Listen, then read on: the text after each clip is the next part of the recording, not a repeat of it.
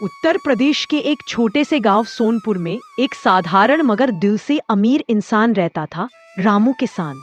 उसका घर मिट्टी और खपरेल से बना हुआ था।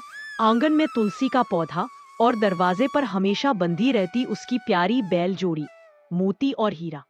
रामू का परिवार बड़ा था, माता पिता, पत्नी सीता और दो छोटे बच्चे, गुड़िया और बाबू।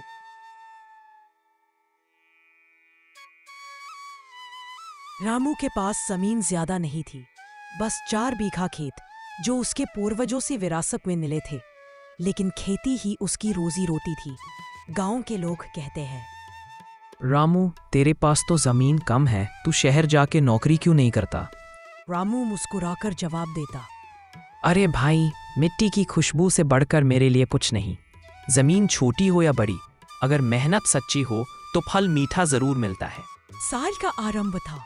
ठंडी हवा अभी भी चल रही थी और खेत बंजर पड़े थे। इस बार रामू ने ठान लिया था कि वह खेत में गेहूं की बम्पर फसल उगाएगा। उसने सुबह सुबह हल लेकर खेत जोतना शुरू कर दिया। बैल भी उसकी लगन को समझते जैसे और तेज चल पड़ते। लेकिन रामू के सामने मुश्किलें भी थी।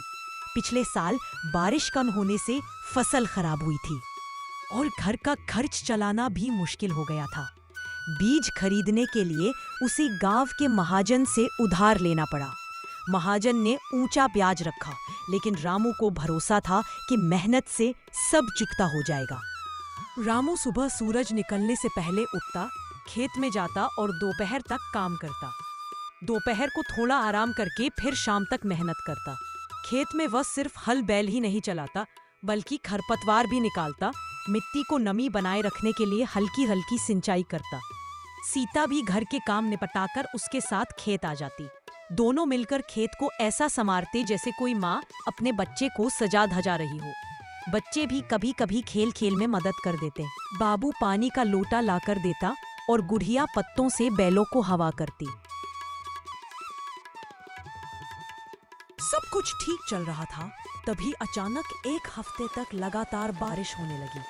खेत में पानी भर गया। रामू का दिल बैठ गया। वह रोज पानी निकालने की कोशिश करता, लेकिन बारिश थमने का नाम ही नहीं ले रही थी। गांव के कई किसान तो हार मान गए और बोले, अब फसल बचना मुश्किल है। लेकिन रामू ने हार नहीं मानी। उसने बांस और बाल्टियों से नालियां बनाकर पानी खेत से बाहर निकाल दिया। कुछ पौधे तो खराब हो गए, लेकिन ज्यादातर बच गए। बारिश के बाद मौसम खुला और पौधे हरे भरे हो गए। गेहूं की बालियां सुनहरी होने लगी।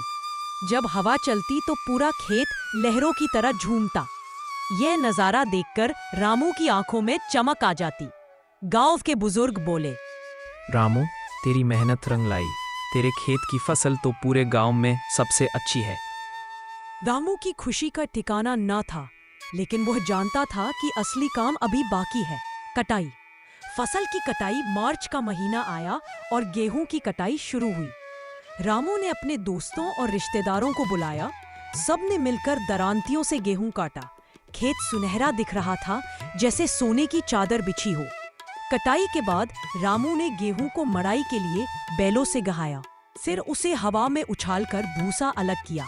अनाज साफ करके बोरों में भरा गया। जब अनाज को तौला गया तो पता चला कि इस बार पैदावार पिछले साल से दोगुनी हुई है। सफलता और सीख, रामू ने महाजन का कर्ज चुकाया, बच्चों की पढ़ाई के लिए कुछ पैसे अलग रखे और बाकी बचत से बैलों के लिए नया जुआ और घर के लिए नई छत बनवाई। गांव के लोग अब कहते, रामू, तेरी मेहनत रंग लाई। तेरे खेत की फसल तो पूरे गांव में सबसे अच्छी है।